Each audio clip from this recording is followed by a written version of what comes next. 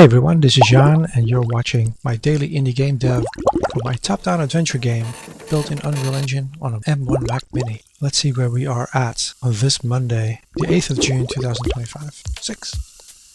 I took this picture, the screenshot of my game. I just started, instead of actually building something, I just started doing a little offline game dev. What I thought of was what I was thinking last week, which is I need a point of interest, something to draw your eye on that first screen. So we built that. We have a cave over there, and we have some animated fire, which we got from the Humble Bundle farming collection. So I took that out, put that in my game. Very happy. And then I just started drawing some other lines on this first screen. So one thing that I've been building out over the weekend is another cave. We got that one right here. And the other thing I was doing was just like, okay, so where can you go, right? So the orange arrows, those are dead ends. Over there, there's just a loop. You can't swim, so you can't exit there. But there is a terminal of some sort. At least it looks like a terminal to me. So I just decided to go with that. So that is technically a dead end. There's something to look at, but that's it. You can't actually interact with it just yet. So the white arrow over here is the only correct direction. So you're basically being funneled. You can't just go anywhere, right? That's just the opening of this area. And then when you go there, you're immediately confronted with a block, like one of my puzzle blocks. You can only, it's set so that you can only push it from one side, push it out of the way. But I was thinking, it's a bit finicky. Like the way the controls work is you have to hold down a button and push. But the button isn't really used for anything else, except like when you're doing dialogue or anything, but you don't have that. So how are you supposed to know you're supposed to use the button? And I thought like, it'd be nice if he could actually speak to himself somehow. It'd be nice if I could convey information to the player without it being mandatory so that you don't have to go through the same monologues over and over again. I made the little eye for information icon, and I made a different one very quickly in a sprite here, right? Just simple, very quickly. And I made a new blueprint. So I already set up a system for the torches. Like I wanted the player to have a comment about the torches as he gets closer. And so I made like 10 random strings, 10 strings, randomize them. When you walk by, he says something. When you walk into them, it's ouch. And then that appears on the bottom of the screen right over there.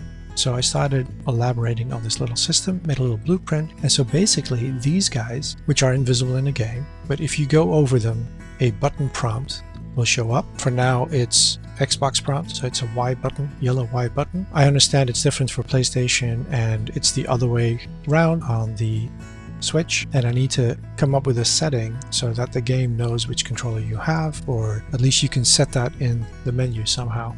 But that's long term. So this system kind of works. Each information point setting up a 3-line monologue, and you have to keep pushing the button to continue to the next one or loop. And if you don't want it, you either don't push the button, and if you did push the button and you're like, oh, I already read this, you can just walk away. That's it. There's no freezing of the player because enemies might be nearby in the future, and it kind of works. So I did think like, well, maybe I need some like a butterfly or a sparkle, something to draw your attention. But then you get into this walking, looking for sparkles or butterflies or something that moves, and then you only go there, and then you don't get that classic 8-bit Zelda vibe where you're literally just like, well, anything can happen anywhere. Like, I don't know, like, let's check it out.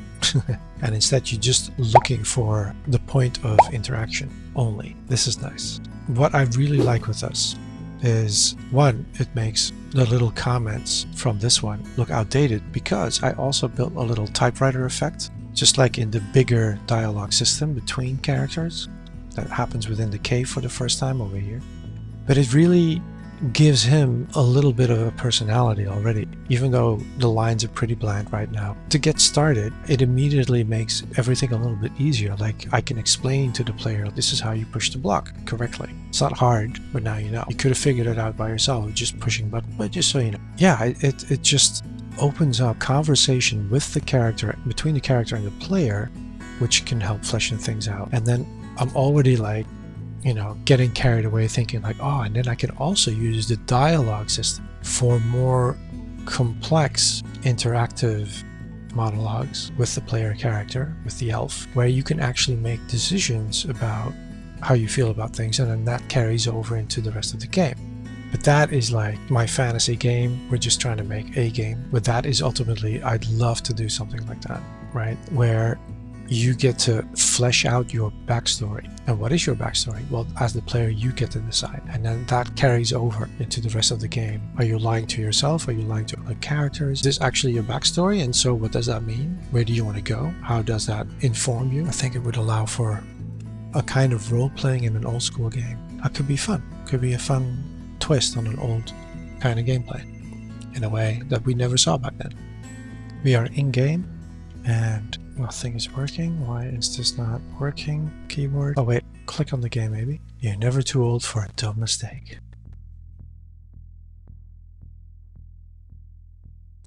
Button prompt.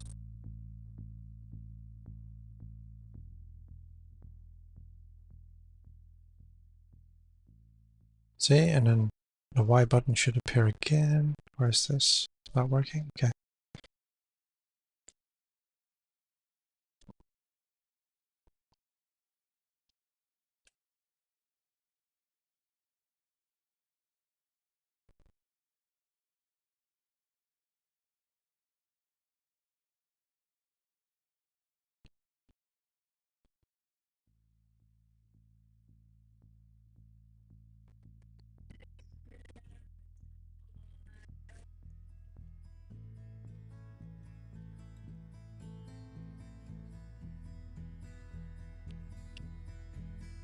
Like, it doesn't spoil where the interaction is by having something on the screen like a sparkle or something to draw your eye.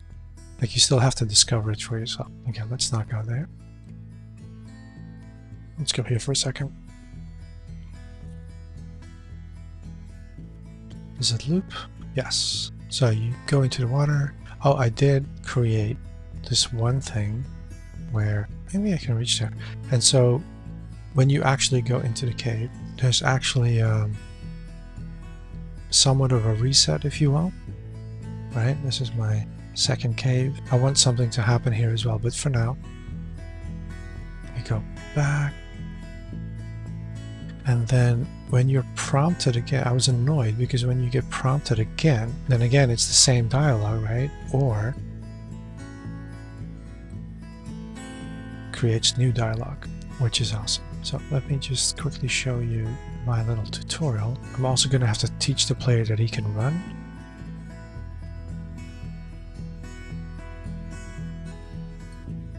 Why isn't it working?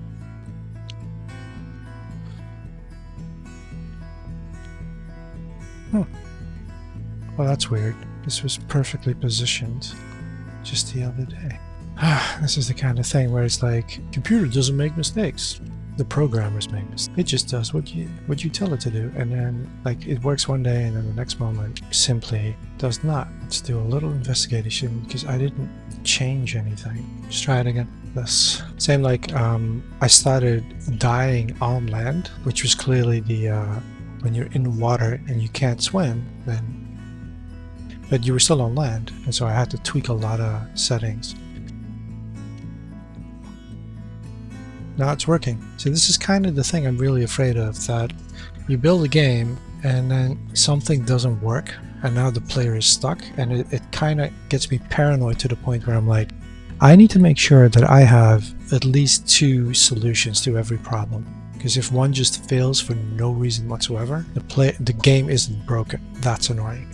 Okay, but it's working now. Down here, or maybe even up here, I'm thinking is a good training ground for the run or the fight button.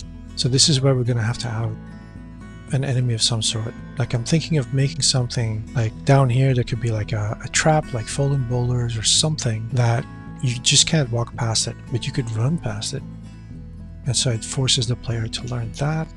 Yesterday, I plugged my Mac into my wife's widescreen monitor, and I also found out that. So I have been going out of my way to get the screen exactly right, you know, what is displayed. And on a widescreen, it just extends. And it looks cool, but it breaks some of the UI and shows more of the game than I intend. So something to look into. And then here, I remember now, this is what I originally planned to do today. So the buttons need to match, because now this button doesn't match the other button.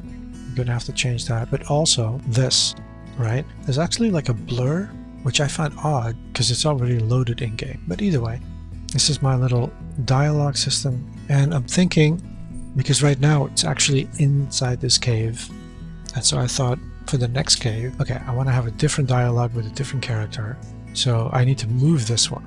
But then I thought it'd be a lot, like my life would be a lot easier if I just either attach this blueprint to the camera blueprint in the hierarchy, or it's actually part of the camera system. Then that way it's always wherever the camera is. So let's go find out.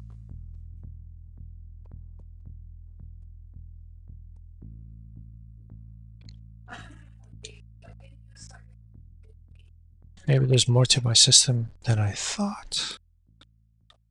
This is my camera system. It moves the camera, it switches. It's pretty simple.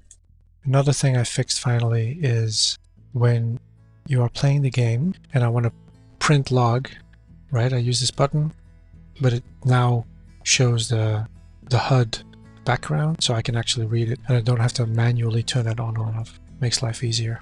Okay, viewport. A viewport is where you build everything. Let's zoom in. Don't remember what this is. It's a box. And there's another box. Okay, the flickering is probably because it needs to move like a millimeter.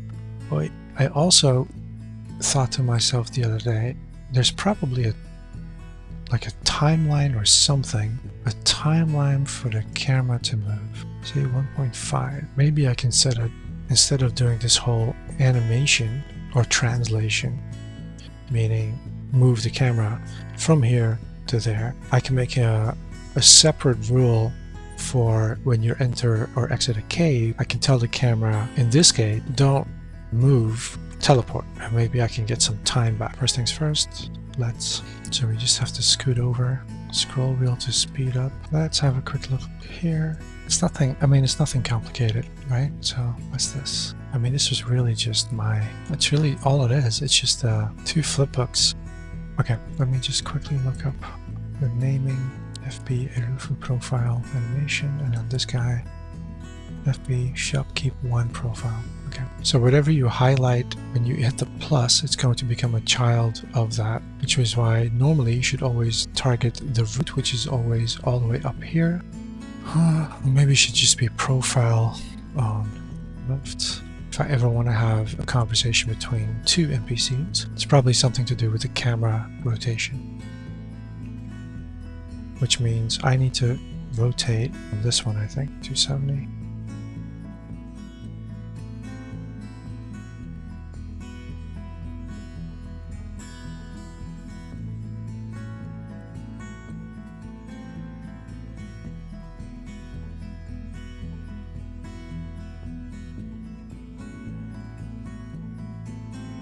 Ultra processed food.